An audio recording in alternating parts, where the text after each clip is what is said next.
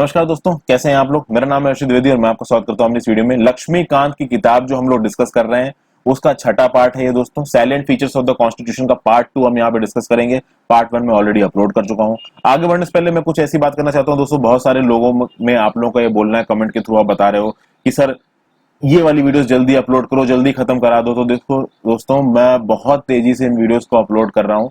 हर 2 से 3 दिन में आपको एक 40 से 50 मिनट की एक डिटेल्ड वीडियो मिल जाती है। अभी आप और क्या एक्सपेक्ट करते हो भाई, मेरे से कितनी तेज बनाओ, मुझे बाकी चीजें भी अपलोड करनी होती हैं। आपसे इतनी रिक्वेस्ट है कि जितने ज्यादा लोगों को शेयर कर दो। अब मान लीजिए 1000-2000 लोग भी मुझे फॉलो कर रहे हैं, अगर वो पर पर्सन 5 आदमी को शेयर करेगा तो भी मेरी वीडियोस 10,000 लोगों तक पहुंचेंगे। तो बहुत सारे लोग आप में से ऐसे भी हैं जो शेयर नहीं कर रहे हैं वीडियोस को, फिर भी मैं वीडियोस को लगातार लेके आ रहा हूं आपके सामने। तो अभी और क्या चाहते हो यार मेरे से, ठीक है। जितना तेज हो सकता है उतना तेज मैं लेके आपके लिए आ रहा हूं। सबसे पहली जो चीज है वो है इंटीग्रेटेड और इंडिपेंडेंट जुडिशरी, जो आज हम डिस्कस करने वाले हैं। तो देखिए, इंडियन कॉन्स्टिट्यूशन में जो जुडिशियल सिस्टम दे रखा है भाई, वो इंडिपेंडेंट भी है, इंटीग्रेटेड भी है। इंडिपेंडेंट का मतलब क्या है कि भाई देखिए, जुडिशरी अपने प्रोसेस में इंडिपेंडेंट है। एग्जीक्यूटिव या लेजिस्लेचर का किसी भी तरीके का दबाव नहीं होता है जुडिशरी पे। यानी कि जब सुप्रीम कोर्ट काम करती है तो सुप्रीम कोर्ट के ऊपर किसी भी तरीके का पार्लियामेंट का दबाव या प्राइम मिनिस्टर का दबाव या एग्जीक्यूटिव, प्राइम मिनिस्टर एग्जीक्यूटिव का हेड है यहाँ पे, ठीक है दोस्तों। मतलब रियल हेड, नॉमिनल हेड तो आपके प्रेसिडेंट हो जाएंगे। तो council of ministers, prime minister, Lok Sabha, parliament, president, किसी का भी दबाव नहीं होता जुडिशरी के ऊपर। तो आप कह सकते हो जुडिशरी इंडिपेंडेंट है। इंटीग्रेटेड का मतलब क्या है? इंटीग्रेटेड का मतलब यह है कि भैया कॉमन जुडिशरी है पूरे इंडिया के लिए। सुप्रीम कोर्ट, हाई कोर्ट, ठीक है, अपने अपने फील्ड में, अपने अपने एरिया ऑफ जुरिस्डिक्शन में सेंटर के लिए भी नियम कानून पे अपने विचार देंगे, नियम आपका ऑर्डर सुनाएंगे और हाई कोर्ट भी देंगे, ठीक है दोस्तों। ये यहां पे इंटीग्रेटेड की बात इसलिए उठ के आती है, इसको अगर आप अमेरिकन जुडिशियल सिस्टम से कंपेयर करेंगे तो आपको इंटीग्रेटेड समझ में आएगा। देखिए, अमेरिका में सीन कुछ ऐसा है कि जो वहां की फेडरल लेवल की गवर्नमेंट हो, जो सेंट्रल गवर्नमेंट है जिसको डोनाल्ड ट्रंप हेड करते हैं, उनकी अगली अलग फेडरल जुडिशरी है। और जो उनकी अलग अलग प्रोविंसेस है, अलग अलग स्टेट्स हैं, उन अलग अलग स्टेट्स में उनकी अलग अलग जुडिशरी है। तो वहां पे जुडिशरी सेग्रीगेटेड है। इंडिया में जुडिशरी की हायरार्की है बट जुडिशरी इंटीग्रेटेड है। टॉप में होगी सुप्रीम कोर्ट। सुप्रीम कोर्ट सारे हाई कोर्ट को सुपरवाइज करेगी और एक स्टेट के अंदर हाई कोर्ट सबसे बड़ी होगी। उस हाई कोर्ट के नीचे बहुत सारी और सबऑर्डिनेट कोर्ट्स होंगी, जैसे कि डिस्ट्रिक्ट कोर्ट होगी, सेशंस कोर्ट होगी। सेशन कोर्ट तब होती है जब एक district court in a criminal capacity cases को हियर करे। डिस्ट्रिक्ट कोर्ट कब होती है? जब एक डिस्ट्रिक्ट कोर्ट सिविल कैपेसिटी में बैठ रही है। तो अगर वो सिविल से रिलेटेड चीजों को देखने के लिए बैठ रही है कोर्ट, तो वो डिस्ट्रिक्ट कोर्ट की तरह। जैसे फॉर एग्जांपल डिवोर्स का मैटर आया है किसी के, तो डिवोर्स के मैटर को देखने के लिए तो डिस्ट्रिक्ट कोर्ट। मान लीजिए किसी ने खून कर दिया, तो मर्डर का चार्ज चला, तो क्रिमिनल केसेस को देखने के लिए वो मिलेगी एज अ सेशंस कोर्ट। फिर इन कोर्ट्स के नीचे भी और भी बहुत सारी सबऑर्डिनेट कोर्ट्स होती हैं, बट ये सिस्टम सेम है। बस इसकी हायरार्की एक है। हायरार्की ये है कि सबसे ऊपर सुप्रीम कोर्ट, फिर नीचे एक स्टेट में सबसे ऊपर हाई कोर्ट, और फिर उसके नीचे उसकी सबऑर्डिनेट कोर्ट्स। लेकिन ऐसा यूएसए में नहीं है। यूएसए में जो अलग अलग स्टेट्स की जो जुडिशरीज हैं वो सेंट्रल यानी कि फेडरल जुडिशरी को रिपोर्ट नहीं करती हैं, उनके डायरेक्शंस के अंदर नहीं चलती हैं, वो अपना खुद अलग चलती है। तो ये हो गया आपका इंटीग्रेटेड जुडिशरी का मतलब दोस्तों। सुप्रीम कोर्ट एक फेडरल कोर्ट है, ठीक है, बट ये फेडरल यूएसए वाला फेडरल नहीं है। आई होप अब तक आपको समझ में आ गया होगा। सुप्रीम कोर्ट को बोला गया है as a guarantor of the fundamental rights of Indian citizen. और जब सुप्रीम कोर्ट को बोला गया as a guarantor of fundamental rights, इस चीज को एंश्योर किससे किया गया? इस चीज को एंश्योर किया गया आर्टिकल 32 से। आर्टिकल 32 है right to constitutional remedies. Right to constitutional remedies में सुप्रीम कोर्ट को यह ताकत दी है कि सुप्रीम कोर्ट जब भी, आप ये समझिए कि जो भी आपके कोई भी सिटीजन है इंडिया का, उसका फंडामेंटल राइट्स अगर वायलेट हो रहा है, तो आर्टिकल 32 के अंदर सुप्रीम कोर्ट डायरेक्ट उसकी याचनाओं को, उसकी रिक्वेस्ट को सुन सकता है। इसके अंदर बहुत सारा रिट पिटीशन भी आता है सुप्रीम कोर्ट का। तो habeas corpus, quo warranto, certiorari, prohibition, mandamus, ये सारी रिट्स आती हैं। ये रिट्स जब आएंगी, जब समय आएगा, तब इसको डिस्कस करेंगे। यहां पे डिस्कस करके वीडियो को लंबा करने से फायदा नहीं। फिर हमारे देश में जुडिशरी की इंडिपेंडेंस को मेंटेन करने के लिए और बहुत सारे प्रोविजंस किए गए हैं। तो भाई हमारे संविधान में साफ साफ लिखा गया है कि भाई जब जजेस को अपॉइंट किया जाएगा तो कितने समय के लिए अपॉइंट किया जाएगा, उस समय के दौरान उसकी सर्विस कंडीशंस क्या होंगी, सर्विस कंडीशंस में जो एग्जीक्यूटिव है या लेजिस्लेचर है वो अपने हिसाब से कोई चेंजेस ला नहीं सकता, यानी जिस सर्विस कंडीशन पे एक जज को अपॉइंट किया गया था वही उसकी सर्विस कंडीशन रहेगी जब तक वो काम करेगा। फिर जज अपनी ऑफिशियल कैपेसिटी में जो भी काम करेंगे, सुप्रीम कोर्ट के जज, उनका कोई भी डिस्कशन आपका पार्लियामेंट में नहीं होगा। तो सुप्रीम कोर्ट के जज ऑफिशियल कैपेसिटी में जो काम कर रहे हैं, हाई कोर्ट के जज ऑफिशियल कैपेसिटी में जो काम कर रहे हैं, उसकी डिस्कशंस पार्लियामेंट में नहीं होंगे दोस्तों। जब ये जजेस रिटायर हो जाएंगे तो इनको रिटायर होने के बाद इनको कोर्ट्स में प्रैक्टिस करने की फ्रीडम नहीं होगी। तो ऑब्वियस सी बात है, इनको कोर्ट्स में प्रैक्टिस करने की फ्रीडम नहीं होगी। तो जब तक इनका टेन्योर रहेगा तब तक अपना ये टेन्योर बिल्कुल प्रॉपर तरीके से काम करेंगे। तो ये सारी चीजें बोली गई। एक और चीज बोली गई है कि जो सुप्रीम कोर्ट का खर्चा है, सुप्रीम कोर्ट को चलाने में बहुत से खर्चे आएंगे दोस्तों। जजेस की सैलरी होंगी, फिर सुप्रीम कोर्ट में सिर्फ जजेस थोड़ी ना होते हैं, इनके नीचे काम करने वाले बहुत सारे सबऑर्डिनेट्स एम्प्लॉयज होते हैं, ठीक है। जो कॉम्प्लेक्स है सुप्रीम कोर्ट का, उसको चलाना है। सुप्रीम कोर्ट ने मान लीजिए कहीं और बेंच बना रखी टेम्परेरी, उसको चलाना है। तो इस तरीके के खर्चों को डायरेक्टली चार्ज किया जाएगा on the Consolidated Fund of India, charged on the Consolidated Fund of India. अब यहां पे एक चीज को समझना है कि ये चार्ज्ड का मतलब क्या है। Expenses of the Supreme Court are charged on the Consolidated Fund of India का मतलब यह है कि जितना भी सुप्रीम कोर्ट का खर्चा आएगा वो कंसोलिडेटेड फंड ऑफ इंडिया से निकलेगा और उसके ऊपर किसी तरीके की कोई वोटिंग नहीं कर सकती है पार्लियामेंट। यानी मान लीजिए सुप्रीम कोर्ट ने एक साल में 3 करोड़ रुपया खत्म किया, तो वो 3 करोड़ रुपया सीधे सीधे कंसोलिडेटेड फंड ऑफ इंडिया से निकल जाएगा। इस बात पे पार्लियामेंट में बहस नहीं हो सकती कि भाई 3 करोड़ क्यों आ रहा है, हम 3 करोड़ नहीं केवल 1.5 करोड़ देंगे, ये नहीं हो सकता है। जितना खर्चा आएगा पूरा का पूरा निकलेगा। ओके, आगे बात करते हैं फंडामेंटल राइट्स की। देखिए फंडामेंटल राइट्स अपने आप में ही अथाह हैं, एक जगह पे फंडामेंटल राइट्स को डिस्कस ही नहीं किया जाता है। तो यहां पे बस आप समझ लीजिए कि फंडामेंटल राइट्स कौन कौन से हैं। तो देखिए किन किन हेड्स में सेग्रीगेटेड हैं। तो राइट टू इक्वालिटी दिख रहा है आपको पहले नंबर पे 14 से 18। फिर राइट टू फ्रीडम दिख रहा है 19 से 22। तीसरा राइट टू अगेंस्ट एक्सप्लॉयटेशन 23 से 24। चौथा फ्रीडम ऑफ रिलीजन 25 से 28। पांचवा कल्चरल एंड एजुकेशनल राइट 29 से 30। और राइट टू कॉन्स्टिट्यूशनल रेमेडीज आएगा आपका आर्टिकल 32। अच्छा, ये हेड्स पक्का याद कर लीजिए दोस्तों, ये प्रीलिम्स में सवाल पूछे जाते हैं। अब चूंकि वीडियो ऑलरेडी लंबी हो जाती है तो मैं प्रीलिम्स के सवाल को यहाँ पे इनकॉर्पोरेट नहीं कर रहा हूँ। देखिए मैं आपको चीजों को कॉन्सेप्ट से समझाने की कोशिश कर रहा हूँ दोस्तों। सवाल को इनकॉर्पोरेट करके, वीडियो को लंबा करके, शॉर्ट ट्रिक्स करके बहुत सारे लोग वीडियो बना रहे हैं। मैं एक ऐसी वीडियोस बनाने की कोशिश कर रहा हूं कि आपकी कंसेप्ट क्लैरिटी हो जाए। तो सीधे सीधे हो सकता है आपको ये लगे कि भाई मैं सवाल डिस्कस नहीं करा रहा हूं। एक यहाँ 4 सवाल डिस्कस करने से आपकी यूपीएससी की तैयारी अच्छी नहीं होगी। आप कंसेप्ट को समझिए, सवाल अपने आप सॉल्व होने लगेंगे। तो आप इतना याद रखना कि 14 से 18 है राइट टू इक्वालिटी, 19 से 22 है राइट टू फ्रीडम। तो जितने भी हेड्स बनाए हेड को एग्जैक्टली याद करिए। मैं ऐसा क्यों बोल रहा हूं कि मान लीजिए रिलीजियस फ्रीडम की बात अगर आती है तो अगर आपसे बोला जाए कि आर्टिकल 29 क्या right to freedom of religion में आता है, तो नहीं आता है, क्योंकि right to freedom of religion है 25 से 28 और आर्टिकल 29 होता है कल्चरल राइट्स। आपके कल्चरल और एजुकेशनल राइट्स आते हैं 29 और 30 में। तो आपसे ये लोग कंफ्यूज कर सकते हैं दोस्तों आपसे, जैसे कि राइट अगेंस्ट एक्सप्लॉयटेशन में कोई चीज, जैसे फॉर एग्जांपल आपसे बोल देंगे अनटचेबिलिटी को हमारे फंडामेंटल राइट्स में बैन कर रखा है, तो किस में बैन कर रखा है? 4 ऑप्शन दे देंगे, right to equality, right to freedom, right against exploitation, right to freedom of religion. तो अनटचेबिलिटी देख के आपको लग सकता है कि भाई ये तो राइट अगेंस्ट एक्सप्लॉयटेशन है। अब राइट अगेंस्ट एक्सप्लॉयटेशन है 23 और 24, लेकिन अनटचेबिलिटी को बैन किया गया है आर्टिकल 17 में। तो आंसर क्या होगा? Right to equality. आप समझ पा रहे होंगे कि मैं यहाँ पे क्या कहने की कोशिश कर रहा हूं।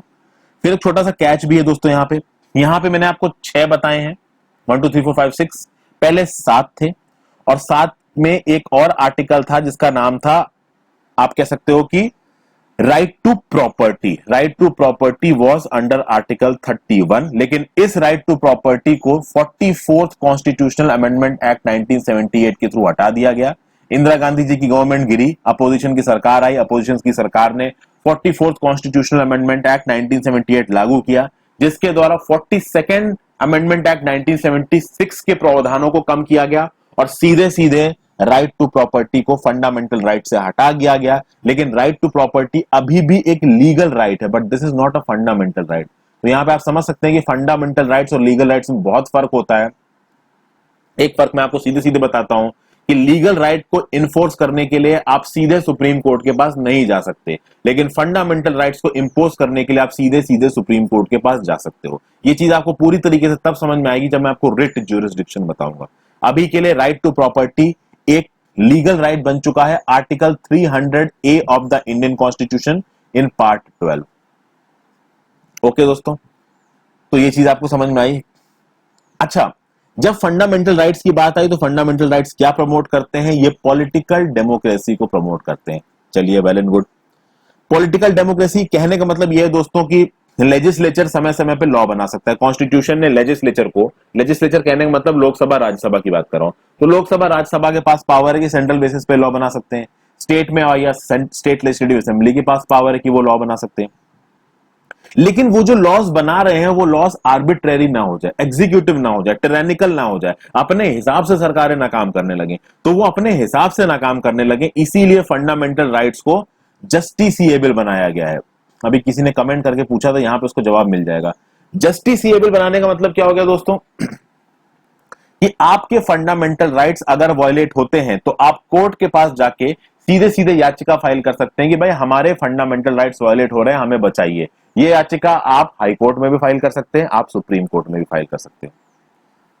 तो ये आ जाएगा आपका रिट ज्यूरिसडिक्शन के अंदर। जो एग्रीव्ड पर्सन है वो सीधे सीधे सुप्रीम कोर्ट के पास जा सकता है और supreme court habeas corpus, mandamus, prohibition, certiorari, quo warranto जैसी रिट्स का इस्तेमाल कर सकता है। लेकिन एक बात याद रखिएगा कि फंडामेंटल राइट्स सैक्रोसैंक्ट नहीं है। फंडामेंटल राइट्स को बदला जा सकता है पार्लियामेंट की एक्ट के थ्रू। किसी भी फंडामेंटल राइट को हटाया जा सकता है और नए फंडामेंटल राइट को लाया जा सकता है एक कॉन्स्टिट्यूशनल अमेंडमेंट एक्ट के थ्रू दोस्तों। और जब नेशनल इमरजेंसी इंपोज होती है इंडिया में, तो नेशनल इमरजेंसी जब इंपोज होगी आर्टिकल 352 के अंदर, उस समय पे दो आर्टिकल 20 और आर्टिकल 21 के द्वारा दिए गए राइट्स आपके निग्लिजिबल नहीं होंगे। देखिए, जब इमरजेंसी इंपोज हुई, मैं खासकर यहां पे इमरजेंसी आर्टिकल 352 अंदर वाली बात कर रहा हूं। 356 प्रेसिडेंट रूल है, 360 फाइनेंशियल इमरजेंसी, उसकी बात नहीं कर रहा हूं। तो 352 के अंदर जब इमरजेंसी इंपोज होगी तो कुछ फंडामेंटल राइट्स तो ऑटोमेटिकली चले जाएंगे, बाद में देखेंगे कौन से हैं। कुछ फंडामेंटल राइट्स को प्रेसिडेंट एक एग्जीक्यूटिव ऑर्डर के थ्रू हटा सकता है, लेकिन कुछ ऐसे फंडामेंटल राइट्स हैं जो कभी नहीं जा सकते, चाहे कितनी भी इमरजेंसी लगी रहे। वो फंडामेंटल राइट्स हैं आर्टिकल 20 और आर्टिकल 21। तो आर्टिकल 20 और आर्टिकल 21 को किसी भी कंडीशन में आप सस्पेंड नहीं कर सकते। क्यों नहीं कर सकते, ये बाद में जब हम पहुंचेंगे फंडामेंटल राइट्स में बात करेंगे। आगे बात करते हैं भाई directive principles of state policy की। तो भैया directive principles of state policy को भारतीय संविधान का बहुत नॉवल फीचर माना था सबने, including the chairman of our drafting committee Shri B.R. Ambedkar ji. आप यहां देखोगे पार्ट 4 ऑफ द कॉन्स्टिट्यूशन में ये directive principles of state policy enumerated है। 3 कैटेगरी में इनको बांटा गया है। एक है आपके सोशलिस्टिक, दूसरे हैं आपके गांधीयन और तीसरे हैं आपके लिबरल इंटेलेक्चुअल। तो प्रीलिम्स में यह सवाल ही बन सकता है कि भैया गांधीयन डीपीएसपी कौन सा है, लिबरल इंटेलेक्चुअल डीपीएसपी कौन सा है, सोशलिस्टिक डीपीएसपी कौन सा है। वो तो जब हम डीपीएसपी पहुंचेंगे तो और ढंग से देखेंगे दोस्तों। डीपीएसपी का काम क्या है कि भैया सोशल और इकोनॉमिक डेमोक्रेसी लेके आइए इंडिया में। अब देखिए यहां पे देखिए दोस्तों, आगे एक चीज मैं आपको बताऊंगा कि डीपीएसपी ना जस्टिसिएबल नहीं है। यानी कि अगर आपके फंडामेंटल राइट्स वायलेट होते हैं तो आप कोर्ट में जाके बोल सकते हो कि भाई हमारे फंडामेंटल राइट्स वायलेट हो रहे हैं, आप रोकिए सरकार को या किसी और को कुछ करने से। लेकिन डीपीएसपी के लिए आप जाके सरकार से नहीं, कोर्ट से नहीं बोल सकते। DPSP are non justiciable in nature. अब ये नॉन जस्टिसिएबल क्यों है? जब हमारा देश आजाद हुआ, हमारा देश बहुत गरीब था, हमारे पास रिसोर्सेज की बहुत भारी कमी थी, लोगों के पास खाने पीने के पास पैसे नहीं थे। वहां पे आप सोशल डेमोक्रेसी और इकोनॉमिक डेमोक्रेसी की मांग नहीं कर सकते। इनको डिटेल में बात बताऊंगा, हल्का फुल्का बता देता हूं। इकोनॉमिक डेमोक्रेसी का मतलब यहां पे क्या है? इकोनॉमिक डेमोक्रेसी, अब जैसे पॉलिटिकल डेमोक्रेसी है हमारे पास, कैसे है पॉलिटिकल डेमोक्रेसी? भाई यूनिवर्सल एडल्ट फ्रेंचाइज चल रहा है, सब लोग एक एक वोट डालेंगे। तो मुकेश अंबानी का वोट भी एक ही है, एक रिक्शे वाले का वोट भी एक ही है। लेकिन इकोनॉमिक डेमोक्रेसी कैसे करोगे? मतलब आप ये नहीं बोल सकते ना कि भाई मुकेश अंबानी के पास अगर $40 बिलियन हैं, लगभग 3 लाख करोड़ रुपए हैं, तो इसका मतलब ये तो है ना कि मुकेश अंबानी अपने 3 लाख करोड़ रुपए को गरीबों में बांट देगा कि भाई इकोनॉमिक डेमोक्रेसी लेके आओ। ये तो बेकार की बात हो जाएगी। इसीलिए सोशल और इकोनॉमिक डेमोक्रेसी के प्रिंसिपल्स को यहां मानने की बात कही गई है, लेकिन directive principles of state policy को कोर्ट्स में इन्फोर्स नहीं किया जा सकता है।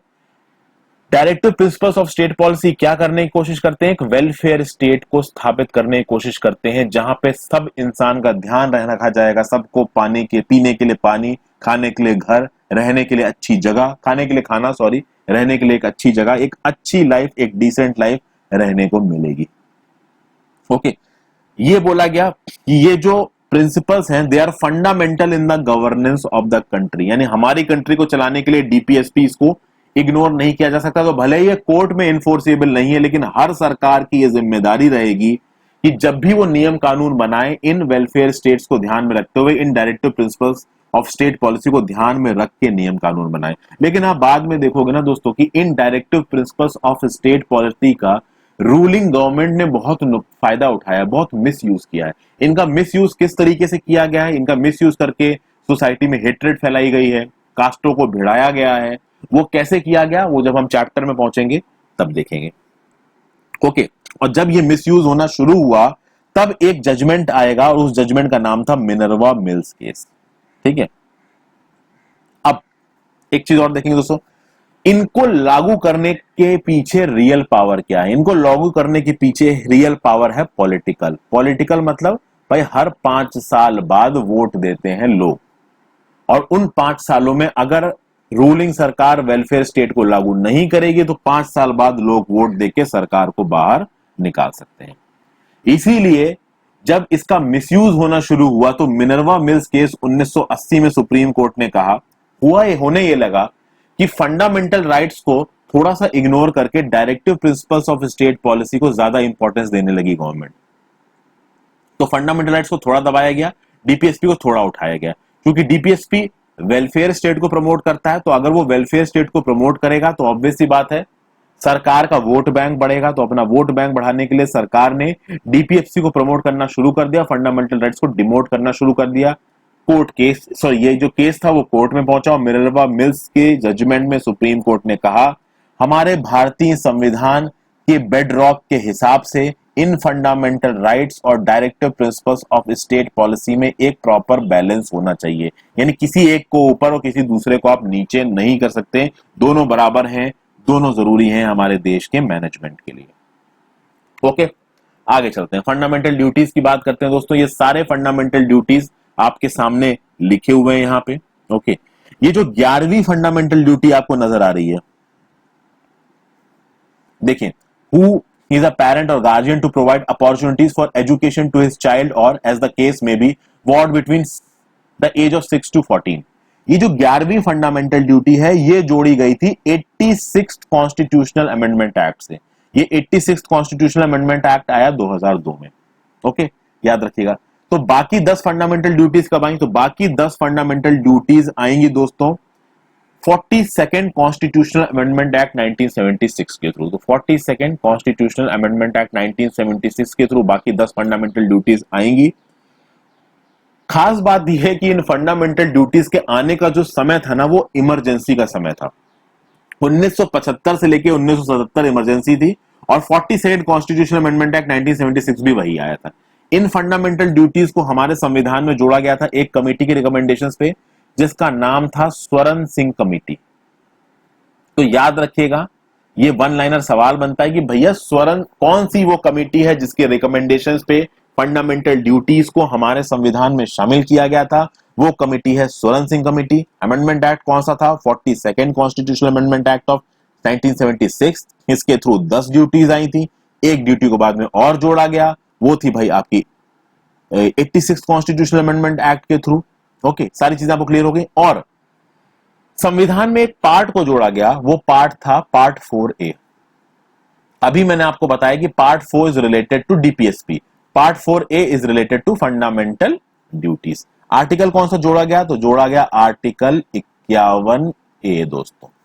तो इसमें है आपकी फंडामेंटल ड्यूटीज। 11 फंडामेंटल ड्यूटीज हैं, यहां लिखी हुई हैं, आप पढ़ सकते हैं। ये फंडामेंटल ड्यूटीज क्या करेंगी? ये सिटीजन्स को याद दिलाएंगी कि भले ही आपके पास फंडामेंटल राइट्स हैं, बट इन फंडामेंटल राइट्स के साथ साथ आपके ऊपर मॉरल रिस्पॉन्सिबिलिटी भी है, जो कि आप इन फंडामेंटल ड्यूटीज के थ्रू चुकाओगे अपने देश की तरफ।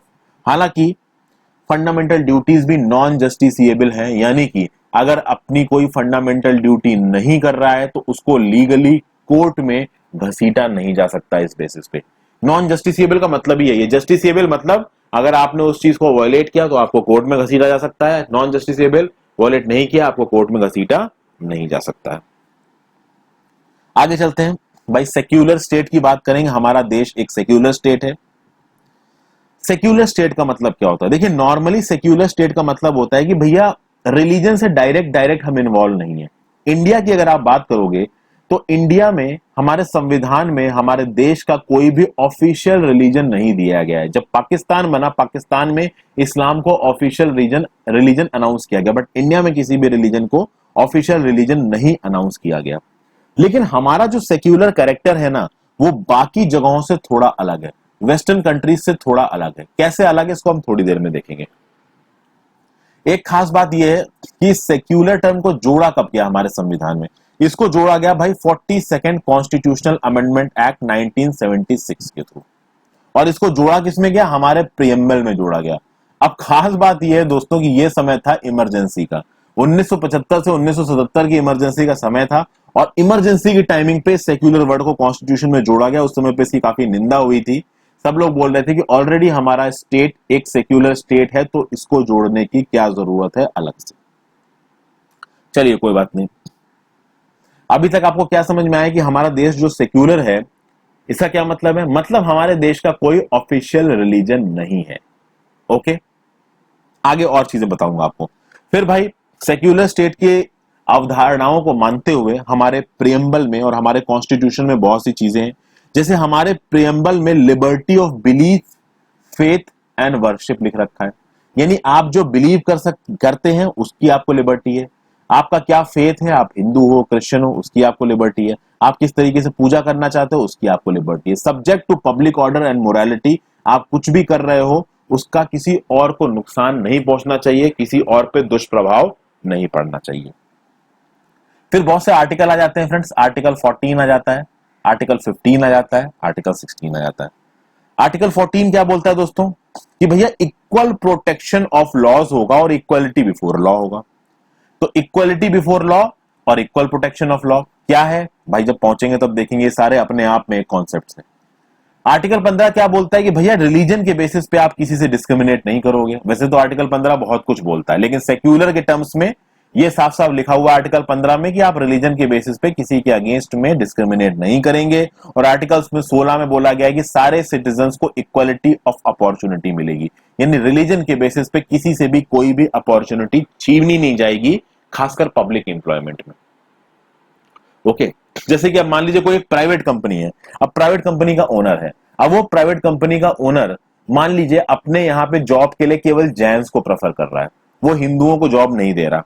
तो उस केस में बाहर के जो हिंदू हैं वो सुप्रीम कोर्ट नहीं जा सकते ये बोलने के लिए कि भाई ये प्राइवेट कंपनी सिर्फ जैनों को रिक्रूटमेंट दे रही है, हिंदुओं को रिक्रूटमेंट नहीं दे रही है। क्यों? क्योंकि वो एक प्राइवेट कंपनी है। वो कोई भी नियम कानून बता सकती है कि हमने रिक्रूटमेंट इस हिसाब से किया है, हिंदू और जैन हम नहीं कर रहे हैं। लेकिन आउटराइट वो कंपनी ऐसा बोल नहीं सकती, क्योंकि फिर वो आपका कहते हैं ना कि फंडामेंटल राइट्स और डीपीएसपी दोनों के अगेंस्ट चला जाएगा। अच्छा, पब्लिक इंप्लॉयमेंट देखिए आर्टिकल 60 में बात हो रही है पब्लिक इंप्लॉयमेंट मतलब कि जो आपकी गवर्नमेंट जॉब्स हो गई। गवर्नमेंट जॉब्स में आपके पीएसयूज आ जाते हैं। पीएसयूज में बीएचईएल, एनटीपीसी, ओएनजीसी, आईओसी, फिर आपके public sector banks, PNB, SBI, फिर आपके जो सेंट्रल गवर्नमेंट के डिपार्टमेंट, स्टेट गवर्नमेंट के डिपार्टमेंट। तो इन सब में जब पब्लिक एम्प्लॉयमेंट की बात होगी तो आपके खिलाफ डिस्क्रिमिनेशन नहीं किया जाएगा आपके रिलीजन के बेसिस पे। हालांकि इनडायरेक्टली प्राइवेट जॉब्स में डिस्क्रिमिनेशन किया जा सकता है। यहां पे पब्लिक एम्प्लॉयमेंट को रोका गया है। पब्लिक एम्प्लॉयमेंट में इस डिस्क्रिमिनेशन को रोका गया है आर्टिकल 16 में। फिर आर्टिकल 25 भी आ जाता है। आर्टिकल 25 क्या बोलता है? कि भैया सबको ये आजादी है कि वो फ्रीली अपने रिलीजन को प्रोफेस कर सकते हैं, उसको प्रैक्टिस कर सकते हैं, उसको प्रोपोगेट भी कर सकते हैं, बट ये प्रोपोगेशन फोर्स्ड नहीं होना चाहिए। ठीक है ना, ल्यूक्रेटिव नहीं होना चाहिए। किसी को उल्लू बना के, किसी को झांसा दे के, किसी के साथ चालू बना करके, किसी को कुछ दे के, लालच दे के अगर आप उसे कन्वर्ट कर रहे हो किसी दूसरे धर्म में, तो वो गलत है। इसके बहुत सारे अलग अलग मैनिफेस्टेशन है दोस्तों, जब हम आगे पहुंचेंगे तो इन सारे मैनिफेस्टेशन को देखेंगे। फिर ऐसे बहुत सी चीजें आर्टिकल 26 है दोस्तों। 26 में बोला गया है कि भाई जो रिलीजियस डिनोमिनेशंस हैं, ठीक है, जो रिलीजियस ऑर्गेनाइजेशंस हैं, वो अपने अफेयर्स को मैनेज कर सकते हैं। आर्टिकल 27 में लिखा हुआ है कि अगर आप किसी भी रिलीजन के हो, मान लीजिए आप मुस्लिम रिलीजन के हो, तो कोई मुस्लिम बॉडी या कोई मुस्लिम उलेमा आपसे किसी एक ऑर्गेनाइजेशन को डेवलप करने के लिए जबरदस्ती टैक्स नहीं मांग सकती, तो रिलीजियस टैक्स नहीं लगाए जा सकते। फिर किसी ऐसे एजुकेशनल इंस्टीट्यूशन में जहां पे ज्यादातर पढ़ाई को स्टेट फाइनेंस कर रहा है, वहां पे आप रिलीजियस इंस्ट्रक्शंस को लागू नहीं कर सकते। For example Aligarh Muslim university, या फिर आप बात कर लीजिए जामिया मिलिया इस्लामिया मुस्लिम यूनिवर्सिटी, ये सब सेंट्रल यूनिवर्सिटीज हैं। बट सेंट्रल यूनिवर्सिटीज हैं और हो सकता है कि वहां पे जो मुस्लिम स्टूडेंट्स पढ़ रहे हैं वो थोड़े ज्यादा हो, बट रिलीजियस एजुकेशन आप इन कॉलेजेस में नहीं ला सकते, क्योंकि ये कॉलेजेस स्टेट के द्वारा फंडेड है, गवर्नमेंट के द्वारा फंडेड है। एक एग्जांपल्स के साथ चीजें आपको बताता जा रहा हूं दोस्तों। फिर हर सिटीजन को ये राइट है कि वो अपने लैंग्वेज को, अपने स्क्रिप्ट को, अपने कल्चर को कंजर्व कर सकता है, ये आर्टिकल 29 में दे रखा है। माइनॉरिटीज को ये राइट है कि वो अपने इंस्टीट्यूशंस को स्टैब्लिश कर सकते हैं, एजुकेशनल इंस्टीट्यूशंस को स्टैब्लिश कर सकते हैं, आर्टिकल 30 में दे रखा है। यूनिफॉर्म सिविल कोड को लाने की कोशिश की जाएगी, ये दिया हुआ है आर्टिकल 44 में। अब देखिए ये आर्टिकल 44 में uniform civil code is article 44, और आपको बताया 36 से 51 डीपीएसपी है, नहीं बताया तो अब बता देता हूं, आर्टिकल 36 to 51 इज डीपीएसपी। तो uniform civil code is non justiciable. इसलिए आप देखेंगे कि मुस्लिम्स का जो पर्सनल लॉ है वहां पे बहुत सारी ऐसी चीजें हैं जो कि यूनिफॉर्म सिविल कोड को फॉलो नहीं करती। आगे देखते हैं। अब वेस्टर्न कंसेप्ट ऑफ सेक्युलरिज्म से और इंडियन कंसेप्ट ऑफ सेक्युलरिज्म में फर्क देखते हैं। जो वेस्टर्न कंसेप्ट ऑफ जो सेक्युलरिज्म होता है वो बोलता है भैया रिलीजन जो कि वहां चर्च से डिनोट होता है वो बिल्कुल अलग है, और स्टेट पॉलिटिक्स एकदम अलग है। इन दोनों में कोई भी लेना देना नहीं है। चर्च जो कर रहा है, रिलीजन जो कर रहा है वो करेगा और स्टेट उसमें इंटरफियर नहीं करेगा। लेकिन इंडिया में ऐसा नहीं है दोस्तों। इंडिया ने साफ साफ ये बोला है, इंडिया के संविधान ने, कि हमारा कोई कॉन्स्टिट्यूशन का ऑफिशियल रिलीजन नहीं है। पहली बात इंडिया ने ये बोली, लेकिन हम सारे रिलीजन्स को मानते हैं, हम सारे रिलीजन्स को प्रोटेक्ट करेंगे, हम सारे रिलीजन्स को इक्वल रिस्पेक्ट देंगे। बट अगर कोई ऐसा रिलीजियस चीज है जो कि दूसरे को परेशान कर सकता है तो उसको हम बैन भी करेंगे। फॉर एग्जाम्पल मुस्लिम्स, आपको पता है दोस्तों, अजान पढ़ी जाती है सुबह के समय पे। अगर देखिए कई बार ऐसा यूपी में हुआ है कि होता यह है कि मुस्लिम्स सुबह सुबह अजान पढ़ते हैं, तो सुबह 6 बजे उनका जो लाउड स्पीकर होता है उससे उनकी अजान की आवाज आने लगती है। अब हो सकता है कि उनके पास में कोई एक एल्डरली कपल रह रहा हो, कोई एक बूढ़ा कपल रह रहा हो, और वो बूढ़ा कपल हाई कोर्ट में जाके बोले कि देखिए सर, हमको इस अजान से प्रॉब्लम होती है, ठीक है, हम सुबह हमारी नींद टूट जाती है, हम नहीं सो पाते हैं। तो उस केस में हाई कोर्ट ये जजमेंट दे सकता है कि भाई अजान आप सुबह 6 बजे मत बजाइए। समझ गए ना दोस्तों? तो इस तरीके से जो, ये मैंने बस आपको एक एग्जांपल दिया कि इस तरीके से जो स्टेट है और यहाँ पे ये जो कोर्ट्स हैं वो एज अ स्टेट फंक्शन ही काम कर रहे हैं। ये काम, ये नियम कानून आपका एग्जीक्यूटिव अथॉरिटीज भी, स्टेट का एडमिनिस्ट्रेशन भी बना सकता है, बट स्टेट का एडमिनिस्ट्रेशन जल्दी इन चीजों को नहीं करता है क्योंकि ये रिलीजियस सेंटिमेंट्स को हर्ट करती हैं। बट हाँ, अगर वो एल्डरली कपल परेशान हो रहा है तो वो कोर्ट के पास जा सकता है। पहले वो गवर्नमेंट के पास जाएगा, मान लीजिए गवर्नमेंट उसकी बात नहीं सुनी तो वो कोर्ट के पास जाएगा, और फिर कोर्ट ये नियम दे सकती है कि भाई किसी की नींद में आप डिस्टर्बेंस नहीं लेके आ सकते। ऐसी बहुत सी चीजें। फिर भैया संडे सैटरडे दिन किस दिन रामायण रख ली जाती है घर में, अब वो रामायण में लाउड स्पीकर छत के ऊपर लगा के पूरे दिन चिल्ला रहे हैं, ठीक है। अब भले ही वो एक रिलीजियस प्रैक्टिस है, आप रामायण पढ़ रहे हो, तुलसीदास जी की लिखी हुई रामचरितमानस पढ़ रहे हो, लेकिन हो सकता है कि वो रामचरितमानस सबको ना पसंद आए। और सिर्फ यहाँ हिंदू मुस्लिम की बात नहीं, बहुत से हिंदुओं को नहीं पसंद आती है भाई, तो उस चीज को भी बैन किया जा सकता है। बहुत सी चीजें ऐसी हैं। तो अब आप इंडिया के सेक्युलरिज्म को समझ गए होंगे। इंडिया के सेक्युलरिज्म का मतलब यह है कि भाई हम चर्च को, रिलीजन को पूरी तरीके से पॉलिटिक्स से सेपरेट नहीं कर सकते। वो इसलिए नहीं कर सकते क्योंकि वेस्टर्न कंट्रीज में केवल एक रिलीजन डोमिनेट करता है, वो है क्रिश्चियनिटी। बट इंडिया तो मल्टी रिलीजियस सोसाइटी, यहां कोई एक रिलीजन है ही नहीं। तो किसको किसको आप अलग करते घूमोगे? अगर आप एडमिनिस्ट्रेशन बिल्कुल ही अपने आप को अलग हो कर देगा और मान लीजिए ये सारी कम्युनिटीज आपस में लड़ पड़ी, तो कोई ना कोई तो चाहिए ना मीडिएट करने के लिए। इसीलिए constructive interference of the administration into religious matters is allowed. Okay, अच्छा, हमारे संविधान ने पुराना जो कम्युनल रिप्रेजेंटेशन का सिस्टम था उसको हटा दिया। तो भैया मॉरले मिंटो रिफॉर्म्स आए थे 1909 में। कहा गया था कि भाई मुस्लिम कैंडिडेट्स को चुनने के लिए केवल मुस्लिम वोटर्स वोट करेंगे। फिर उसको दूसरी क्लासेस को भी बढ़ावा दिया गया 1919 में, 1935 में। तो इस चीज को हमारे संविधान ने हटा दिया गया था दोस्तों। हमारे संविधान में रिलीजन के बेसिस पे सीटें रिजर्व नहीं है, बट फिर भी आपको हर रिलीजियस कम्युनिटी के लोग हमारे संविधान में, हमारे पार्लियामेंट में मिल जाएंगे। हाँ, ये अलग बात है कि भाई शेड्यूल कास्ट और शेड्यूल ट्राइब के लोगों को रिजर्वेशन दिया गया है हमारे कॉन्स्टिट्यूशन में। तो हमारे पार्लियामेंट में शेड्यूल ट्राइब्स के लोग मिल रहे हैं। ये जो शेड्यूल कास्ट और शेड्यूल ट्राइब्स के लोगों को हमारे पार्लियामेंट में रिजर्वेशन मिला है ना, इसको एक टेम्परेरी अरेंजमेंट बोला गया है। This is basically a temporary arrangement. कहा जाता है कि समय के साथ इस अरेंजमेंट को हटा दिया जाएगा। अभी अभी latest 104th constitutional amendment act आया था, जिसके थ्रू इस रिजर्वेशन को और 10 साल के लिए आगे बढ़ाया गया है। आगे चलते हैं दोस्तों, नेक्स्ट बात करेंगे यूनिवर्सल एडल्ट फ्रेंचाइज की। शायद मैं थोड़ा ज्यादा समझा रहा हूं, बट ठीक है, आपको समझ में आना चाहिए, ऑब्जेक्टिव पूरा होना चाहिए जो आपको पढ़ाने का है। तो भैया हमारे देश में यूनिवर्सल एडल्ट फ्रेंचाइज के प्रिंसिपल को लागू किया गया है इलेक्शन में, यानी जो कोई भी 18 साल से ऊपर का है वो वोट डाल सकता है। वोट डालने में उसके खिलाफ कोई भी डिस्क्रिमिनेशन नहीं होगा on the basis of caste, race, religion, sex, literacy, wealth etcetera etcetera. लेकिन वो बहुत ही भारी क्रिमिनल है, ठीक है ना भैया, फांसी की सजा काट रहा है जेल में, तो उससे राइट छीना जा सकता है। But on the basis of caste, race, religion, sex, literacy, wealth, इन सब बेसिस पे उनसे वोट डालने के अधिकार को नहीं छीना जाएगा। शुरुआत में जब हमारा कॉन्स्टिट्यूशन इनैक्ट किया गया था तो वोट डालने की जो एज लिमिट थी वो थी 21 साल, यानी 21 साल का पर्सन वोट डाल सकता है। 1989 में लागू हुआ हमारा 61st कॉन्स्टिट्यूशनल अमेंडमेंट एक्ट, जो कि 1988 में पारित हुआ था। इसने इस 18 साल की एज लिमिट को कर दिया, इसने इस 21 साल की एज लिमिट को कर दिया 18 साल। यानी अब एक ऐसा पर्सन जो कि 18 साल की उम्र से बड़ा है वो वोट डाल सकता है। और जब हमारे कॉन्स्टिट्यूशन मेकर्स इस चीज को डिस्कस कर रहे थे तो भारी बहस हो गई थी। Nehru ji universal adult franchise को लाने के हक में थे। बहुत सारे मेंबर्स ऐसे थे हमारी कॉन्स्टिट्यूएंट असेंबली की जो इस चीज को लागू नहीं करना चाहते थे, लेकिन एंड में इस यूनिवर्सल एडल्ट फ्रेंचाइज के प्रिंसिपल को लागू किया गया। बहुत ही फॉरवर्ड स्टेप था ये, क्योंकि हमारी आबादी बहुत बड़ी थी, गरीबी बहुत ज्यादा थी, सोशल इनइक्वालिटी थी, कास्ट के नाम पे बहुत ज्यादा डिफरेंशिएशन था और लिटरेसी एक हद से ज्यादा थी। और ऐसा नहीं है दोस्तों कि सिर्फ हमारा एक ऐसा देश है जहां पे ये जो यूनिवर्सल एडल्ट फ्रेंचाइज है ये लेट दिया गया है।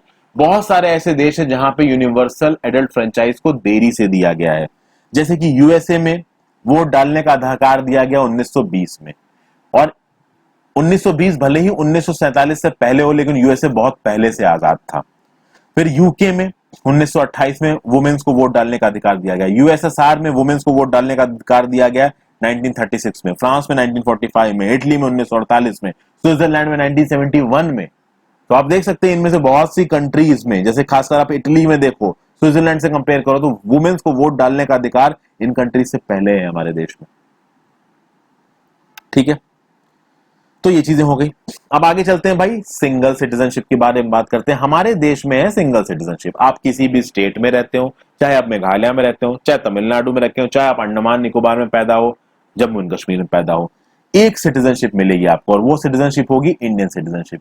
अब ये हमारे लिए कॉमन है, लेकिन कॉन्स्टिट्यूशनल स्टडीज में कॉमन नहीं है। अगर आप यूएसए में जाके रहते हो, मान लो फ्रेंड्स आप यूएसए में रहते हो, यूएसए में आप पैदा हुए होते, तो यूएसए में मान लीजिए अगर आप फ्लोरिडा में पैदा हुए तो फ्लोरिडा की स्टेट की सिटीजनशिप होगी आपके पास, और साथ साथ अमेरिकन सिटीजन तो आप हो ही। सबसे खास बात इसमें क्या होती है दोस्तों, कि मान लीजिए आप फ्लोरिडा से टेक्सास रहने जाते हो, या फ्लोरिडा से यूटा रहने जाते हो, तो जब आप यूटा रहने जाओगे तो फ्लोरिडा की सिटीजनशिप आपको छोड़नी पड़ेगी और यूटा की सिटीजनशिप आपको लेनी पड़ेगी। तो आपके बहुत सारे नंबर्स, जैसे वहां का जो वोटिंग कार्ड नंबर और सोशल सिक्योरिटी नंबर, शायद वो भी चेंज होता है। बहुत ज्यादा तो डिटेल मुझे नहीं पता है यूएसए के बारे में, एक हल्की फुल्की डिटेल बता रहा हूं। कहने का मतलब ये है कि यूएसए में डुअल सिटीजनशिप है, जिस स्टेट में रहोगे वहां पे भी सिटीजनशिप होगी आपके पास, और अमेरिका के हो तो हो ही आप सिटीजन। इंडिया में केवल आप इंडिया के सिटीजन हो तो भैया आप यूपी में पैदा हुआ हो, चाहे महाराष्ट्र घूम रहे हो, चाहे अंडमान घूम रहे हो, चाहे कश्मीर घूम रहे हो, आप इंडिया के सिटीजन रहोगे। हाँ, डोमिसाइल रिक्वायरमेंट्स अलग अलग होती हैं, तो उन डोमिसाइल रिक्वायरमेंट्स के चलते कुछ बेनिफिट्स बदल जाते हैं। जैसे फॉर एग्जांपल आपको पता है कि रिक्रूटमेंट में रिजर्वेशन होता है। अब आप यूपी का एग्जाम दे रहे हो पीसीएस का, तो अगर आप यूपी के पीसीएस का एग्जाम दे रहे हो और आपके पास यूपी का डोमिसाइल है और एससी एसटी का सर्टिफिकेट है, तो आपको रिजर्वेशन मिलेगा एससी एसटी का। पर अगर आपने राजस्थान में पेपर दिया तो राजस्थान का डोमिसाइल नहीं है आपके पास, तो भले ही आप यूपी में एससी एसटी हो, लेकिन अगर राजस्थान के एग्जाम में कंपीट करोगे तो एज अ जनरल कैंडिडेट आप कंपीट करोगे, वहां पे आपको रिजर्वेशन का बेनिफिट नहीं मिलेगा। लेकिन जब यूपीएससी में आप कंपीट करते हो तो आप किसी भी स्टेट के डोमिसाइल हो, आपको रिजर्वेशन बेनिफिट्स मिलते हैं। एक एग्जांपल के लिए मैंने आपको समझाया। ओके, तो हमारे यहाँ भैया सेम सिटीजनशिप है, सेम पॉलिटिकल राइट्स हैं, सेम सिविल राइट्स हैं। हाँ, ये अलग बात है कि भाई कुछ इलाकों में हमारे पास राइट्स थोड़े कम है, जैसे कि जम्मू एंड कश्मीर में कोई भी मुंह उठा के चला जाए जमीन खरीद ले, वो नहीं हो सकता, अभी भी ऐसा नहीं हो सकता, ठीक है ना। जो लोग वहां पे कुछ समय से रह रहे हैं उनको ही वहां पे लैंड खरीद सकते हैं। प्लस जो हमारे नॉर्थ ईस्ट के कुछ स्टेट्स हैं वहां पे भी मूवमेंट के कुछ रिस्ट्रिक्शंस हैं, जो 5th शेड्यूल 6th शेड्यूल जब हम पढ़ेंगे उसको तब देखेंगे। ओके, तो आगे चलते हैं दोस्तों।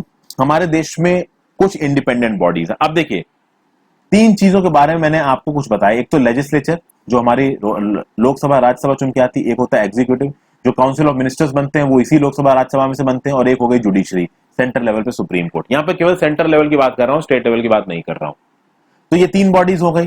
क्या इन 3 बॉडीज के अलावा भी कुछ इंपॉर्टेंट बॉडीज है हमारे कॉन्स्टिट्यूशन में? बिल्कुल है दोस्तों। और वो जो इंडिपेंडेंट बॉडीज हैं उन पे लेजिस्लेचर, एग्जीक्यूटिव और जुडिशरी का कम जोर चलता है।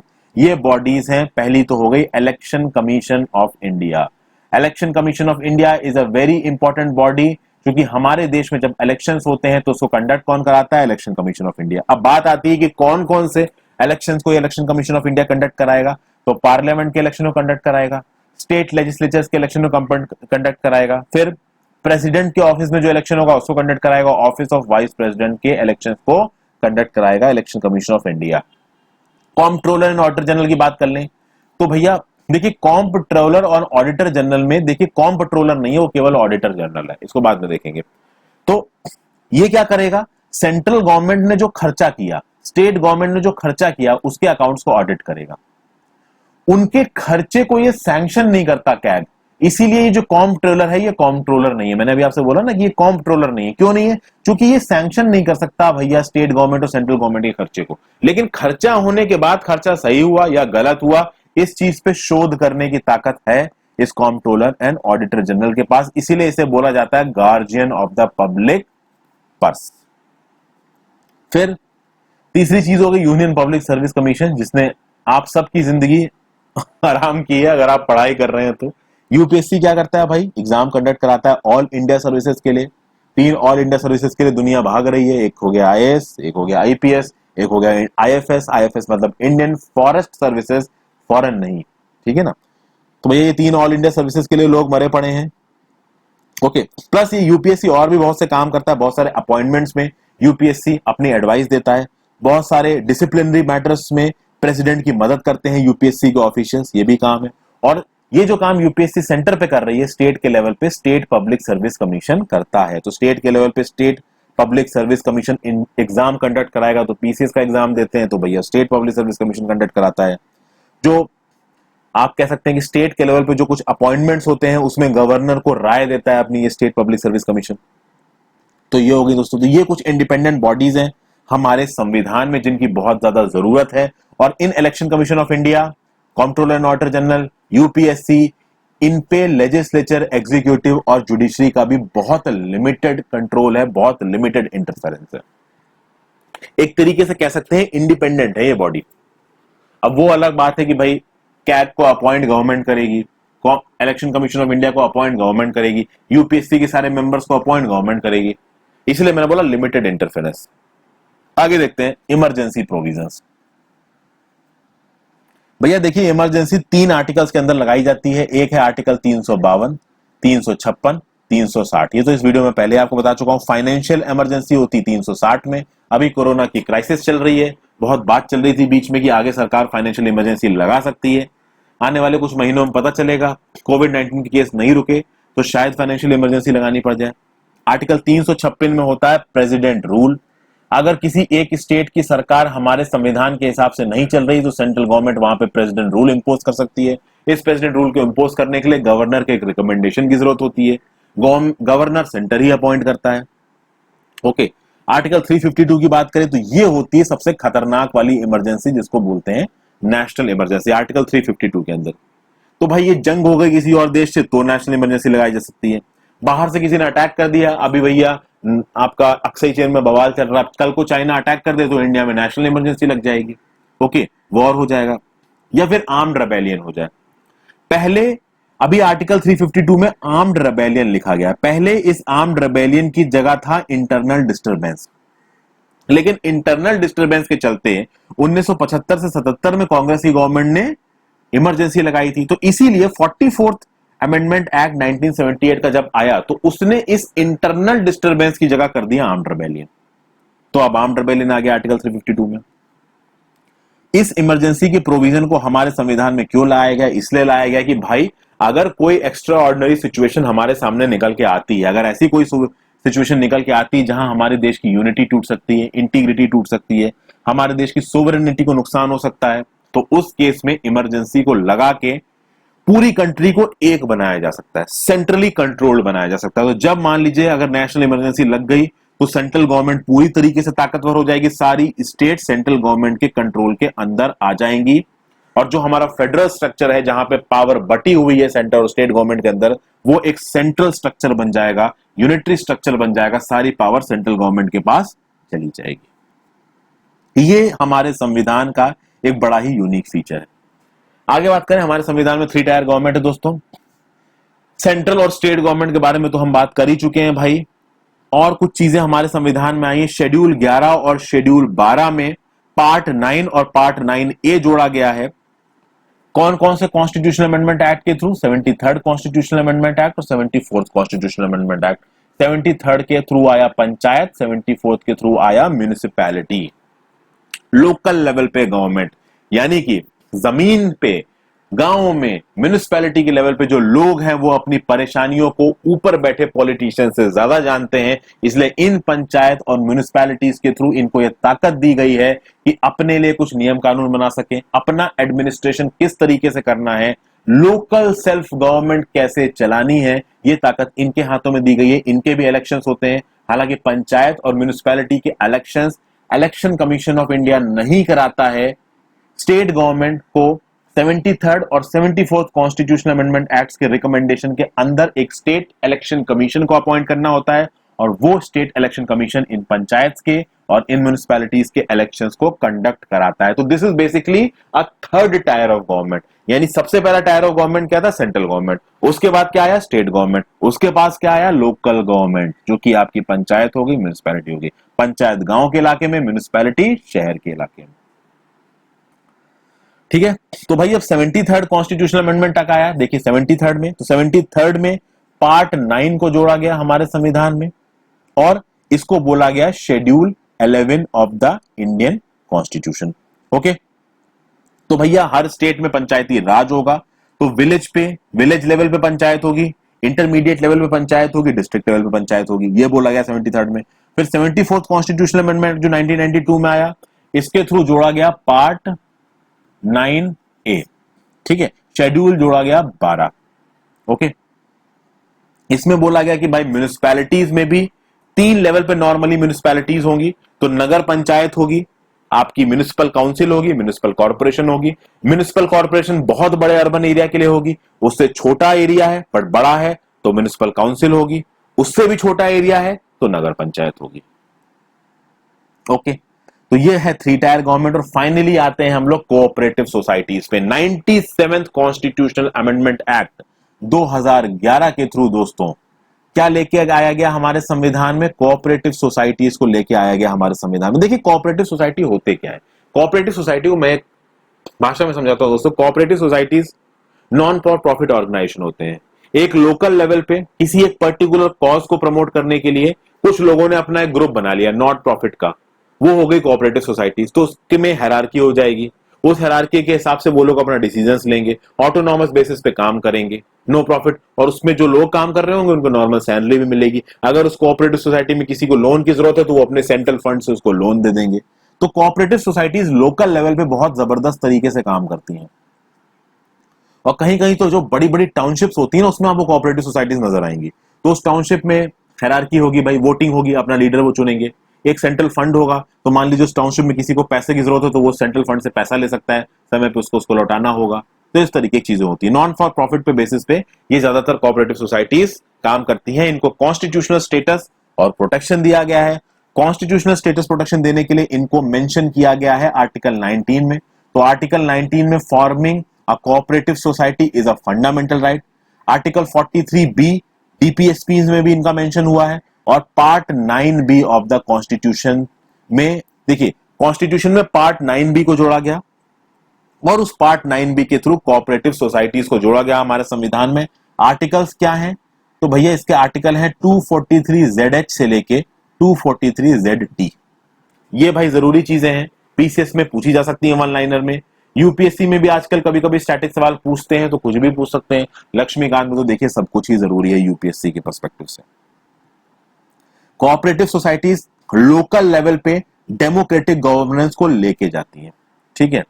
और जब इस पार्ट 9B को जोड़ा गया हमारे संविधान में, तो इससे पार्लियामेंट और स्टेट लेजिस्लेचर्स को भी लॉ मिला है। अगर किसी एक ऐसी कोऑपरेटिव के बारे में नियम बनाना है जो बहुत सारी स्टेट में फैला हुआ है, तो वो नियम बनाने की ताकत है पार्लियामेंट के पास। अगर कोई ऐसी कोऑपरेटिव सोसाइटी है जो एक स्टेट में बड़े लेवल पे फैला हो, तो वो नियम बनाने की ताकत है स्टेट लेजिस्लेचर के पास। हालांकि बहुत छोटे छोटे लेवल पे भी कोऑपरेटिव्स काम कर रहे हैं और बहुत इफेक्टिवली काम कर रहे हैं। तो आई होप ये वीडियो आपको पसंद आई दोस्तों।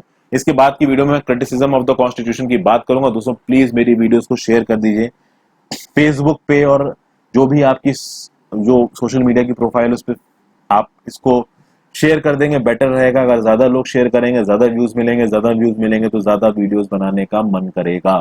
Thank you for watching friends, have a great day.